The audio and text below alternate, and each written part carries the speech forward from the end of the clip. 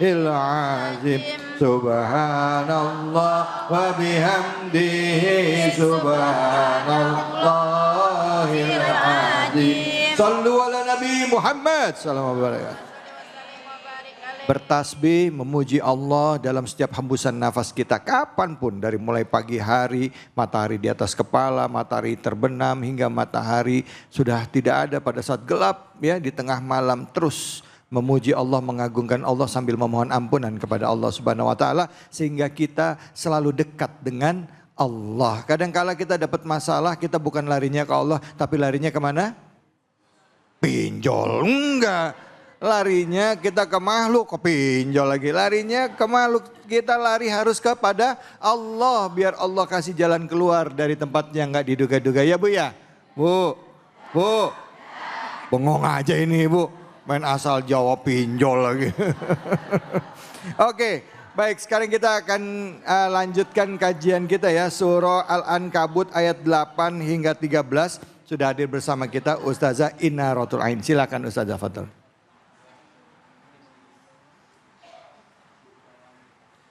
Assalamualaikum warahmatullahi wabarakatuh. Waalaikumsalam warahmatullahi wabarakatuh. Bu. Ya. Pak. Bapaknya cuma seuprit. Memang tanda-tanda akhir zaman. Itu jumlah penduduk di bumi ini mayoritas wanita.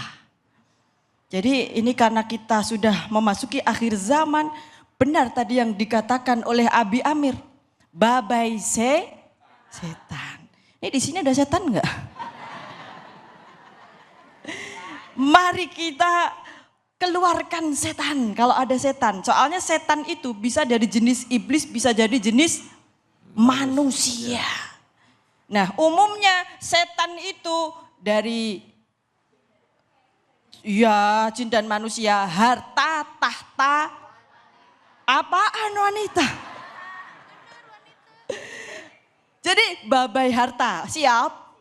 Beneran. Babai tahta, siap? Babai wanita yang jadi setan. Kalau harta, tahta dan wanita mengantarkan kita kepada keimanan, okelah kita sambut harta, tahta dan wanita. Untuk menjadi orang yang beriman. Dan orang yang beriman itu tauhidnya kuat kepada Allah, yakin kepada Allah. Kalau dikasih ujian itu tatak, tahu tatak, tangguh. Kalau dalam bahasa religius itu tabah, kuat, enggak cengeng, enggak manja, sedikit-sedikit. Ada yang suka nangis? Enggak apa-apa nangis, manusiawi. Bapak juga sering nangis? Biasanya nangisin kalau kantong kosong ya Pak ya. Enggak apa-apa nangis, manusiawi. Tapi jangan sampai tangisan kita merusak tauhid kita. Merusak iman kita. Maka ketauhidan kita kepada Allah di dalam surat Al-Ankabut ini ayat 8. Wa waswainal insana biwalidayhi husna. Tercerminan daripada ketakwaan kita, keimanan kita kepada Allah itu adalah salah satunya. Dan yang paling utama adalah berbuat baik kepada kedua orang tua. Karena apa? Ridallahu birridal walidain. Jadi kalau bisa dikatakan manusia yang harus kita baik-baikin dan paling baik adalah orang tua kita. Karena telah menjadi wasilah kehadiran kita ke dunia. Pak, Bapak. Saya tanya jawab jujur ya. Ya. Bapak lebih takut sama orang tua Bapak apa takut sama istri Bapak?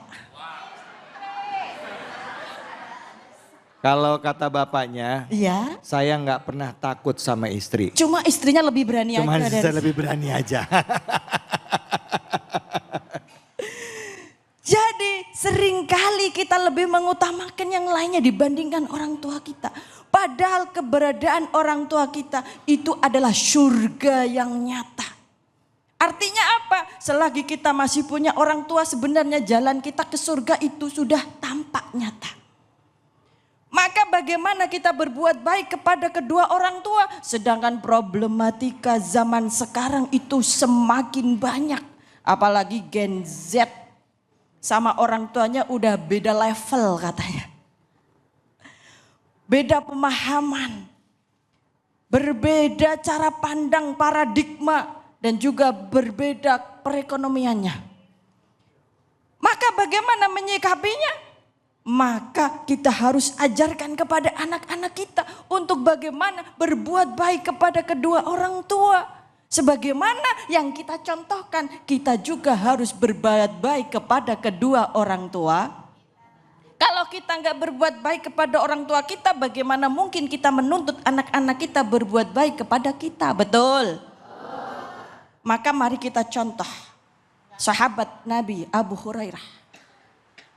Abu Hurairah itu saking sayang dan cintanya sama ibunya, sampai ibunya diberi nasihat berkali-kali untuk beriman kepada Allah, belum mau, tetap diberikan kesabaran dan kasih sayang. Kalau sekarang kalau beda pendapat langsung berontak ya Bu. Ibu kalau beda pendapat sama bapak biasanya gimana? Berontak. Berontaknya di mana? Di atas kasur ya, beradu. Jangan. Abu Hurairah mengajarkan kita bagaimana sabar dan penuh kasih sayang menunggu hidayah. Maka bagaimana kita tetap berbuat baik kepada orang tua kita meskipun dicontohkan Abu Hurairah berbeda agama. Apalagi hanya sekedar berbeda apalagi hanya sekedar berbeda pilihan yang itu sebenarnya sangat sepele. Maka kemudian dilanjutkan, walaupun kita harus birrun kepada orang tua, selanjutnya dikatakan wa in jahadaka litusyrika bima laisa laka bihi ilm fala tuti'huma. Meskipun begitu, kita harus berbuat baik kepada kedua orang tua, tapi kalau kedua orang tua kita mengajarkan sesuatu kemaksiatan, kita tidak boleh ikut-ikutan keseret ombak lautan. Kita harus tetap dalam keimanan. Fala tuti'huma, jangan mengikuti keduanya, tetapi jangan hilangkan birrunnya. Karena kepada orang tua kita tidak disuruh taat, tapi disuruh birrun. Birrun adalah berbuat baik. Bagaimana kita nyerateni kedua orang tua kita? Maksudnya apa itu? Nyerateni itu apa? Nyerateni kowe. Nyerateni durusi malah hampir. Makin gak ngerti. Memahami. Ngertiin gue gitulah gitu. Itu nyerateni kalau bahasa saya. Maka seperti itu bagaimana skill kita untuk saling memahami. Apalagi dengan kedua orang tua kita. Ibu ini jadi orang tua apa masih punya orang tua? Apa kedua-duanya? Wah PR ini. Harus jadi anak sekaligus jadi orang tua. Akhlak jadi anak juga akhlak jadi orang tua. Yang harus kita perbaikin kalau kita merasa dan mau menjadi orang yang beriman kepada Allah Subhanahu wa ta'ala. Maka yang pertama kita harus perbaiki adalah dari hati dan kasih sayang kita. Besarkan kasih sayang kita kepada sesama manusia, khususnya kepada orang tua kita. Kasih sayang akan membawa dampak yang luar biasa. Karena dengan kasih sayang sesuatu yang berat akan menjadi ringan. Ibarat kata ombak di lautan pun akan aku terjang. Gunung yang akan ada di sana akan aku lompatin. Bulan yang ada di atas akan aku ambil. Subhanallah, itulah kasih sayang. Terima kasih banyak Ustazah Bu. Bu, yang mau nanya siapa? Angkat tangannya. Iya, mana nih? Silakan Ibu.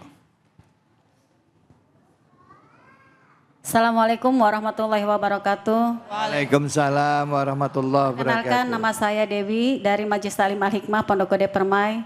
Izin bertanya Ustazah, suami teman saya itu punya usaha dan kemudian mengajak istrinya untuk berbuat yang tidak baik seperti berjudi. Nah, terus dia itu tidak menggaji karyawannya selayaknya. Yang saya mau pertanyakan, bagaimana cara istrinya menolak dan mengingatkan suaminya? Itu aja. Assalamualaikum warahmatullahi wabarakatuh. Waalaikumsalam warahmatullahi wabarakatuh. Jadi mereka punya usaha tapi suaminya punya hobi judi. Istri nggak bisa ngingetin gara-gara judi, nggak bisa gajian karyawannya, begitu? Nah elah begitu toh. Terus gimana caranya istrinya ngingetin suaminya gitu saja. Silakan Ustaz Fadl. Terima kasih Bu. Cara mengingatkannya di demo Bu. Sebentar, saya nggak ngajarin demo. Demo itu maksudnya dimulai. Oh dimulai. Dimulai dari mana?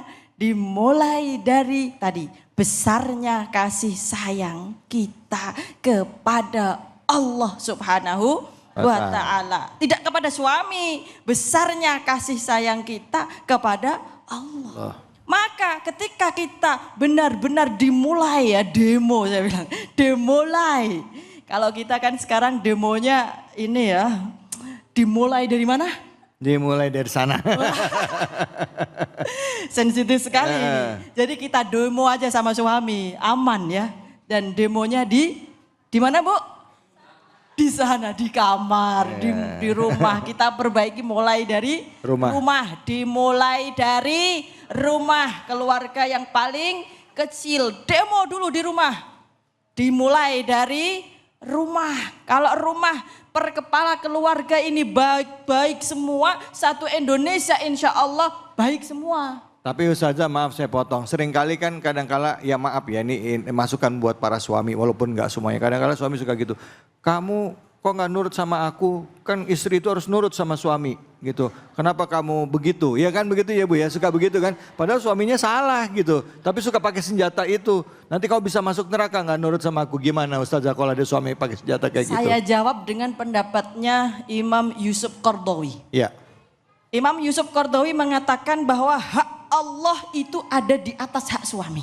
Oh. Maka ketika suami kita menyuruh kita kemaksiatan kepada Allah, maka kita harus ingat hak Allah lebih besar dibandingkan hak suami, maka perintah suami gugur karena ada hak Allah yang berbeda dengan hak suami tadi.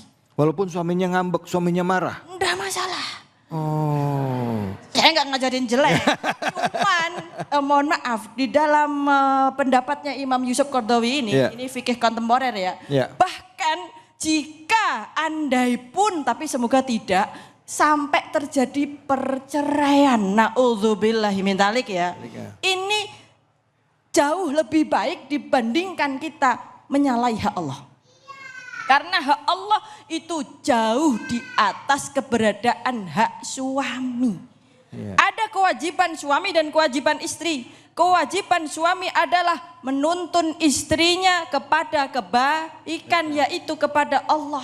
Begitu juga istrinya mempunyai kewajiban untuk mengajak suami juga mendekatkan diri kepada Allah. Itu pondasi rumah tangga. Ya itu keimanan. Makanya kalau nikah jangan karena duit, tapi karena Allah. Karena